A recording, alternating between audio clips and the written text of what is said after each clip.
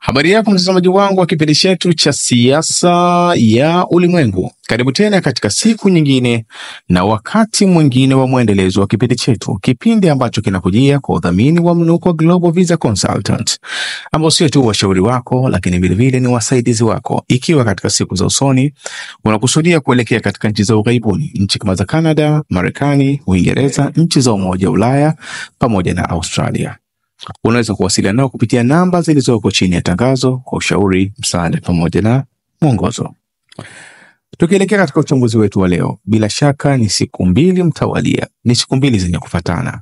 Nchi ya Urusi imekuwa ikifanya mashambulizi makali ndani ya nchi ya Ukraine. Mashambulizi ambayo tunaweza tukagawanya yameweza kuipa nchi ya Urusi mafanikio sio tu ya kijeshi, lakini vile vile mafanikio ya kiuchumi. Na hii inatokana au ni matokeo ya kauli ambayo alizungumza Rais Vladimir Putin katika kikao cha Eurasia Economic Forum. Moja katika maelezo ya Rais Vladimir Putin ni kwamba nchi ya Urusi bado inakusudia kutengeneza buffer zone ndani ya nchi ya Ukraine, na hatua ya nchi ya Urusi kuinua bajeti yake katika upande wa jeshi kwa asilimia takriban 6.35, asilimia ambazo tunaziona kwamba ni asilimia kubwa ukilinganisha na malengo ya nchi za NATO. Nchi za NATO zimepewa maelekezo na nchi ya Marekani kuhakikisha kwamba nchi zote wanachama ziongeze kiwango cha matumizi katika upande wa idara za usalama kwa asilimia 5 ya pato ghafi la taifa, kwa asilimia 5 ya GDP. Jambo ambalo limeleta mtafaruku mkubwa ndani ya nchi wanachama wa NATO na hasa nchi za Ulaya, kufikia hatua kwa baadhi ya nchi kama za Czech Republic chini ya waziri wake mkuu Roberto Fico kuzungumza wazi kwamba kuongeza bajeti ya ulinzi kufikia asilimia 5 ya pato ghafi la taifa. Bila shaka hilo ni jambo gumu kwa kuzingatia kwamba nchi bado ina mahitaji mengi ya kuwahudumia wananchi wake katika huduma za kijamii. Lakini vile vile hali kadhalika kauli kama hiyo imepata kuzungumzwa na kiongozi wa nchi ya Hungary Viktor Orban, kuonyesha kwamba nchi za Umoja wa Ulaya ambazo actually wengi ni memba wa NATO bado kumekuwa na shida kubwa ya kuongeza kipato chao kuwekeza katika masuala ya kiusalama. Jambo ambalo limeonekana tofauti katika nchi kama ya Urusi ambayo imeweza kuwekeza takriban asilimia 6 na zaidi kidogo katika upande wa usalama. Na kauli yake ilizungumza kuhusiana na kuwekeza katika upande wa jeshi kwa asilimia 6 na pointi kidogo. Yote ni kwa sababu ya special operation, kwamba Urusi itaendelea na special operation yake na itaendelea kusupport special operation yake mpaka iweze kufikia katika malengo. Na hili linatupa ishara ya wazi ya kwamba ndio maana Rais Vladimir Putin mwaka jana aliamua kumchagua Andrei Borisov, waziri wake wa ulinzi wa sasa, ambaye actually ni mchumi. Kumchagua Andrei Borisov ambaye ni mchumi kuwa kama waziri wa ulinzi, maana yake alikuwa anajaribu kufanya combination, kutengeneza muunganiko mzuri baina ya ukuaji wa uchumi wa nchi ya Urusi lakini vile vile na ukuaji wa matumizi ya kijeshi. Na hili ndio linaonekana sasa hivi linaendelea kufanya kazi kutokana na kauli yake tumezungumza kwamba Urusi itaendelea kusimamia special operation yake mpaka ifikie katika malengo. Malengo ya nchi ya Urusi kama yanavyojulikana hayaishi tu katika miji ambayo mpaka sasa hivi imeshachukuliwa kwa kiwango kikubwa, maana yake miji kama ya Donetsk, Luhansk, Zaporizhia pamoja na Kherson. Lakini malengo ya Urusi inaonekana kwanza ni kudhibiti maeneo yote yanayopatikana upande wa mashariki mwa mto Dnieper. Na ndio maana inaonekana mpaka taarifa ambazo zimetoka recently au siku za karibuni zinaonyesha kwamba nchi ya Urusi imeweza kuingia katika mji wa Dnieper. Lakini vile vile mashambulizi makali ambayo tumeyazungumza mwanzo, hasa tunaakisi mashambulizi yaliyofanyika siku ya Ijumaa kuamkia siku ya Jumamosi katika mji wa Sumi. Mji wa Sumi ni mji ambao unapakana na miji ya nchi ya Urusi katika upande wa magharibi.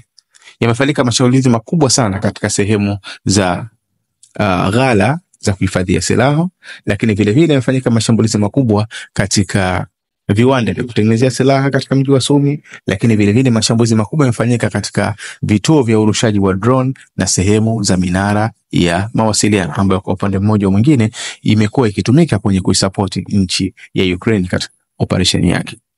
Mashambulizi hayakuishia tu katika mji wa Sumi katika siku ya Ijumaa kuamkia Jumamosi, bali mashambulizi vile vile yalifanyika katika mji wa Dnipropetrovsk.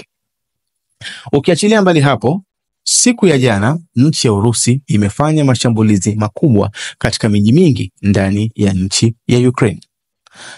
Mashambulizi ya kwanza yamefanyika katika mji wa Lviv ambao actually unapatikana katika upande wa magharibi, lakini vile vile mashambulizi yamefanyika katika mji wa Cherkasy ambao unapatikana katikati. Mashambulizi yamefanyika katika mji wa Poltava ambao unakaribiana kidogo na mji wa Kiev. Mashambulizi yamefanyika katika mji wa Mykolaiv ambao unapatikana kusini karibia na sehemu au inapakana na sehemu ya Black Sea. Unaweza ukaona kwamba namna gani mashambulizi yameweza kugawanywa sehemu tofauti tofauti. Lakini vile vile mashambulizi yamefanyika katika mji wa Khmelnytsk ambao unapatikana pia katika upande wa magharibi na hasa katika sehemu ya uwanja wa ndege wa kijeshi unaojulikana kama Staro-Konstantinopol.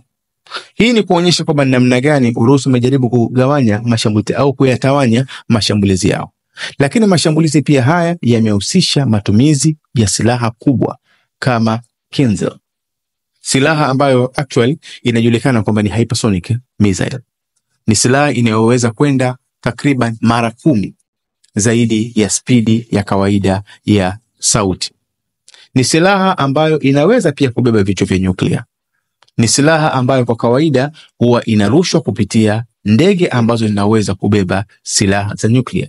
Ndege kama Tu-22M3 au ndege kama MiG-31K. Kwa hivyo inaonekana kabisa kwamba kinachoendelea sasa hivi ni muendelezo wa kile ambacho alichokizungumza Rais Vladimir Putin kwamba hatutakoma kuendeleza operation yetu mpaka tuhakikishe kwamba tumefikia katika malengo ambayo mpaka sasa hivi tunaona kwamba kweli moja katika malengo mama ni kuchukua sehemu ambazo zinapatikana katika upande wa mashariki mwa mto Dnieper, lakini tumeona mashambulizi yamefanyika pia katika sehemu kama ya Cherkasy. Cherkasy ni mji ambao unapatikana upande wa magharibi mwa mto Dnieper.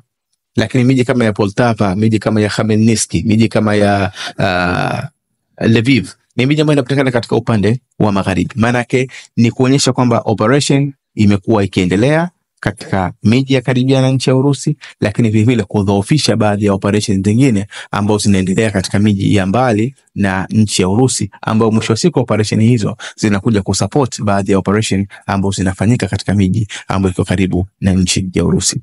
Lakini vile vile nchi ya Urusi ukiachilia mbali mashambulizi haya ambayo yamefanyika, tumezungumza tukasema kwamba kuna sehemu ya mafanikio ya kiuchumi ambayo inaonekana kwamba Urusi wameweza kuifikia, kiasi ambacho tunahisi itakuwa imedhoofisha nchi ya Ukraine kwa kiwango kikubwa. Na hasa ni hatua ya nchi ya Urusi kutangaza kwamba wamechukua sehemu ya machimbo makubwa ya lithium yanayopatikana katika mji wa Donetsk katika kitongoji kidogo cha Shevchenko. Machimbo ya lithium kuchukuliwa na nchi ya Urusi tunazingatia kwamba ni moja katika big blow, ni moja katika mapigo makubwa ya nchi ya Ukraine, na sio nchi ya Ukraine peke yake, bali vile vile ni pigo kubwa kwa nchi za NATO, hasa nchi za Ulaya ambazo zimekuwa zikisapoti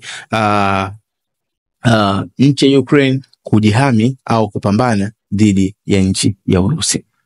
Na hii inakuwa hivi: nchi ya Ukraine ni miongoni mwa nchi ambazo zipo katika ranks za juu au zipo katika level ya juu ya usambazaji au ya uuzaji wa madini ya lithium. Nchi ya kwanza katika nchi za Ulaya, maana unazungumzia nchi kama Ujerumani, nchi kama Czech Republic, nchi kama Serbia, na kisha inafuatiwa na nchi kama ya Ukraine, pamoja na kwamba ziko nchi kama Portugal au Ureno ambao zimekuwa na zikijitahidi katika kusupply kwa kiwango kikubwa cha lithium katika nchi za Umoja wa Ulaya. Lakini unapozungumzia nchi kama Ukraine, maana unazungumzia ni katika nchi ambazo zinatambulika katika uuzaji wa lithium katika nchi za Umoja wa Ulaya. Hitajio la lithium katika Umoja wa Ulaya au katika nchi wanachama wa NATO ni kubwa kwa kuzingatia umuhimu wa madini ya lithium, pamoja na kwamba siku za karibuni bei zimekuwa zikicheza sana za lithium katika soko la dunia, lakini bado hitajio lake kutokana na ukuaji wa teknolojia linaendelea kuwa kubwa, kwa sababu madini ya lithium ni madini ambayo yanatumika zaidi katika vifaa vingi vya kielektroniki ambavyo mwisho wa siku vinahitaji matumizi ya betri. Kwa hiyo sio tu simu, laptops, lakini vile vile hata mifumo ya kiusalama ya dunia ya leo mingi imekuwa ikihusisha vile vile matumizi ya madini ya lithium. Kwa hivyo kuchukuliwa kwa sehemu ya lithium deposit, kuchukuliwa kwa machimbo yale ya lithium katika nchi ya Ukraine, maana yake ni kufanya disruption, ni kuvuruga moja katika supply chain, moja katika ule mfumo wa usambazaji wa madini ya lithium katika soko la Ulaya. Hiyo ni point number 1. Lakini point number 2, nchi ya Urusi ni nchi ambayo hatuizingatii sana kwamba ni nchi ambayo ina utajiri mkubwa wa lithium ukizinganisha na nchi ambazo zinafahamika kwamba zina reserves kubwa, nchi kama za Bolivia, Chile, Argentina na nchi zingine ambazo zinasifika kwa uuzaji mkubwa wa lithium, nchi kama za Australia au nchi kama za China. Maana yake nchi ya Urusi haizingatiwi hivyo. Kutokana na kutokuzingatiwa kwake, maana yake hitajio lake la madini ya lithium ni kubwa. Ukizingatia pamoja na kwamba ndani ya Urusi kuna sehemu ambazo wanachimba lithium, lakini kutokana na uzalishaji wa silaha ambao unafanywa na nchi ya Urusi, ambao actually taarifa nyingi zinaonyesha wanazalisha mara 4 ya uzalishaji wa NATO, na haya maneno yamekuwa kizungumzwa na baadhi ya viongozi wakubwa wa NATO kama John Stoltenberg alikuwa rais wa NATO au mwenyekiti yule wa NATO aliyestaafu, na hata Mark Rutte ambaye sasa hivi ndio president wa NATO, naye vile vile amekuwa kariri maneno hayo kwamba uzalishaji wa silaha katika nchi za NATO bado umekuwa mdogo ukilinganisha na uzalishaji wa nchi ya Urusi ambayo imekuwa ikizalisha mara 4 ya uzalishaji wa NATO. Kwa maana ya kwamba wakati NATO wanazalisha silaha moja, maana yake Urusi wanazalisha silaha 4. Kwa mazingira hayo, hitajio la madini kama ya lithium ndani ya nchi ya Urusi bila shaka ni hitajio kubwa. Kwa hivyo kuweza kuchukua sehemu ya madini ya lithium maana yake ni kuongeza sehemu ya au kukidhi sehemu ya hitajio lake la kila siku katika kusapoti uzalishaji katika upande wa viwanda aidha vya silaha au viwanda vya upande wa vifaa vya kielektroniki. Kwa hivyo kitendo cha nchi ya Urusi kutangaza kuchukua sehemu ya madini katika sehemu ya Shevchenko, madini ya lithium katika sehemu ya Shevchenko, maana yake vile vile inaisaidia katika world market, katika upande wa soko la dunia kuwa na sehemu ya mchango ya madini ya lithium. Pamoja na kwamba kile tunachokifahamu ni kwamba uchimbaji wa madini ya lithium au zile operation katika machimbo husika hatutarajii kwamba itafanyika kwa siku za karibuni, kwa kuzingatia kwamba sehemu ambayo nchi ya Urusi wameweza kuyadhibiti machimbo hayo, maana yake ni sehemu miongoni mwa sehemu ambazo mpaka sasa hivi bado zinapigana vita. Lakini kitendo cha kuchukua eneo hilo maana yake imekuwa ni sehemu ya kufanya disruption kubwa katika mipango ya siku za mbeleni za nchi ya Ukraine. Lakini vivyo sio nchi ya Ukraine peke yake. Ukiangalia katika mpangilio wa siku za karibuni ambao ulikuwa ukizungumzwa baina ya nchi ya Marekani na nchi ya Ukraine, mojawapo ni namna gani Marekani itakuja kudhibiti sehemu ya utajiri wa madini wa nchi ya Ukraine.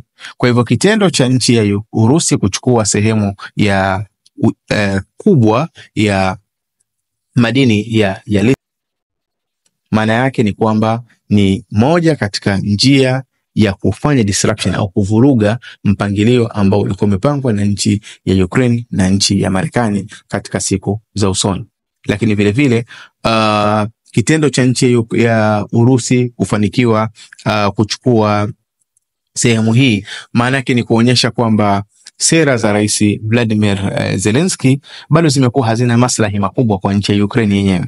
Sera za Rais Vladimir Zelensky bado zimekuwa ni sera ambazo hazina maslahi makubwa kwa Ukraine yenyewe, bali zimekuwa ni sera ambazo zina focus zaidi katika kuangalia NATO wanasema kitu gani. Kwa sababu ukiangalia machimbo kama haya, lao yangetokea makubaliano katika siku au mwezi mmoja nyuma, bila shaka Ukraine wangeweza kusecure sehemu kama hizi. Lakini kutokana na kwamba msimamo wa Rais Vladimir Zelensky umekuwa ukifungamana zaidi na misimamo ya baadhi ya viongozi wa nchi za Ulaya, pasi na kuangalia madhara na faida, bila shaka tunaweza tukaona kwamba ni hasara ya wazi ambayo imeweza kupatikana kupitia hili. Lakini jambo lingine ambalo tunajaribu kulitazama kupitia operation ambayo imefanywa na nchi ya Urusi, lakini vile vile kupitia hatua hii ya nchi ya Urusi kuweza kudhibiti sehemu kubwa ya machimbo ya lithium katika nchi ya Ukraine, inaashiria wazi kwamba mipango ya mbeleni ya nchi ya Ukraine. Mipango ya mbeleni ya nchi ya Ukraine ni mipango ambayo ina mashaka makubwa, kwa sababu mpaka sasa hivi kinachoonekana wazi ni kwamba NATO hawajaizingatia nchi ya Ukraine kama ni sehemu ya kipaumbele chao, na hasa kupitia kikao cha NATO kilichopita hivi siku za karibuni. Rais Vladimir Zelensky alipata nafasi ya kuongea na Rais Donald Trump, lakini hapakuwa na ahadi ya namna yote ya utekelezaji. Mbaya zaidi, tunategemea kwamba katika kipindi hiki cha sama, kipindi hiki cha kiangazi katika nchi za Ulaya, ndio mjumuisho wa silaha ambao zilikuwa zimetolewa na Marekani kupitia Rais Joe Biden zinaelekea kuisha, na hakuna ahadi ya moja kwa moja kutoka kwa Rais Donald Trump ya kwamba kuna ongezeko la silaha za namna yote itakazokuja, bali maafisa wa nchi ya Marekani kama waziri wa ulinzi wa nchi ya Marekani Pete Hegseth amekuwa kikariri mara nyingi, hatuwezi kupeleka silaha tena katika nchi ya Ukraine kwa sababu tunakusudia nchi ya Ukraine na Russia zimalize mgogoro wao. Hatuwezi kufikia katika kumaliza mgogoro baina ya nchi ya Urusi na nchi ya Ukraine ikiwa tunaendelea kusupply silaha katika nchi ya Ukraine. Hii ni miongoni mwa kauli ambazo zimekuwa zikizungumzwa mara nyingi na viongozi wa nchi ya Marekani. Pamoja na kwamba nchi za Ulaya zimekuwa ziko committed au zimejizatiti kuendelea kutoa support katika nchi ya Ukraine, lakini kile tunachokifahamu ni kwamba nchi za Ulaya kwa mazingira yake haziwezi kudumu kutoa silaha katika nchi ya Ukraine ambazo zinaweza zikaendelea kuwa support kupambana na nchi kama ya Urusi. Maanake hitajio la nchi ya Marekani katika mgogoro huu ni kubwa zaidi. Hitajio la nchi ya Marekani kwenye kuisupport nchi ya Ukraine ni kubwa zaidi, lakini mpaka sasa hatuoni alama ya namna yote ya Marekani kuendelea kutoa support baada ya kumalizika kwa kiwango cha silaha zilizokuwa zimeahidiwa na Rais Joe Biden. Kwa hivyo hili inawezekana lilikuwa ni tatizo kubwa. Lakini jambo lingine ambalo pia tunaliona katika hili, ukiachilia mbali kutokosekana kwa ahadi ya namna yote kutoka katika nchi ya Marekani, lakini mwenendo wa nchi ya Marekani sasa hivi ambao amekuwa akienda nao Rais Donald Trump, tunaona wazi kabisa unaashiria kwamba kama Rais Vladimir Zelensky hatochukua hatua za haraka au hatobadilisha baadhi ya maono yake, bila shaka itakuwa ni hasara kubwa kwa nchi ya Ukraine. Rais Donald Trump siku kadhaa zimepita toka alipo zuia mapigano yaliyokuwa yakiendelea baina ya nchi ya Iran pamoja na nchi ya Israel. Halikadhalika imepita siku moja au siku mbili toka serikali ya Marekani iliporatibu makubaliano ya amani baina ya nchi ya Rwanda na nchi ya Kongo. Halikadhalika Rais Donald Trump alipoulizwa kuhusiana na joto ambalo limekuwa likifukuta mara kwa mara baina ya nchi ya Korea Kaskazini na nchi ya Korea Kusini, akazungumza kwamba Kim Jong Un ni rafiki yake na hivyo wanaweza kushughulikia sintofahamu ya namna yote ilikuwa ikiendelea baina ya nchi ya Korea Kaskazini na nchi ya Korea Kusini. Na hii inakuja kwa sababu Rais Donald Trump amekuwa akizungumza kwamba anahitaji Nobel Prize, anahitaji tuzo ya amani. Kwa mazingira namna hiyo, bila shaka ni ndoto kutarajia kwamba Rais Donald Trump atatoa support ya kuendelea kwa vita inayoendelea ndani ya nchi ya Ukraine pamoja na Urusi. Na ukizingatia pia tangazo lake ambalo amezungumza wiki mbili zijazo, anakusudia kwamba Gaza ifikie katika ceasefire, ifikie katika makubaliano ya amani baina ya nchi ya Israel pamoja na Hamas. Kwa hiyo unaweza kuona kwamba sera sasa hivi ya Donald Trump ni sera ambayo imekuwa inakwenda kinyume na mapigano ambayo yamekuwa yakiendelea kuanzia Gaza, Kongo, unakwenda sehemu kama ya Iran na Israel, sehemu ya Korea Kaskazini. Kwa hivyo inaashiria wazi kabisa mgogoro baina ya nchi ya Urusi na nchi ya Ukraine, mwenye maamuzi ya mwisho ya kumaliza mgogoro huu hata kuwa Urusi, bali mwenye maamuzi ya mwisho itakuwa ni nchi ya Ukraine. Nchi ya Ukraine itakapoamua kuona kwamba hasara iliyopatikana ni bora zaidi kuliko kuendelea kupata hasara zaidi, bila shaka hii itakuwa ni solution nzuri zaidi kwa nchi ya Ukraine. Lakini kuendelea kupambana kwa sababu ya rai ambazo zimekuwa zikitolewa na nchi za NATO, lakini hasa zile nchi ambazo zinapatikana katika Umoja wa Ulaya, bila shaka ni rai ambazo mpaka sasa hivi zinaonekana wazi kwamba maslahi yake ni madogo kuliko hasara yake, na hasa kutokana na kwamba mpaka sasa hivi nchi ya Ukraine imekuwa haina kadi muhimu ya kuweza kubagei. Nchi za Ulaya zimekuwa zikiamini kuipa silaha Ukraine inaweza ikasaidia wenyewe kuwa na kadi ya mazungumzo ya kubageni, na ndio maana walijaribu kuforce kuingia sehemu kama za Kursk region ili kutengeneza tu kadi ya mazungumzo wakati wa kubageni. Lakini kutolewa katika eneo la Kursk region, kuendelea kuchukuliwa maeneo na vituo muhimu kama hivyo ambavyo tunavizungumza vya Shevchenko, bila shaka ni kuendelea kupata hasara kubwa ya inatokana na mgogoro ambao umekuwa ukiendelea baina ya nchi ya Ukraine na nchi ya Urusi. Bila shaka hii ni sehemu ya update ambayo tulisema tukuletee kutokana na kile ambacho kimejitokeza katika usiku wa kuamkia Jumamosi na usiku wa kuamkia Jumapili, tukitaraji kwamba utakuwa umepata faida kwa upande mmoja au mwingine. Jina langu naitwa Maulid Ali Mnukwa, ni kuombe tusisahau subscribe, kulike, kushare pamoja na kucomment. Uwe na muda mwema.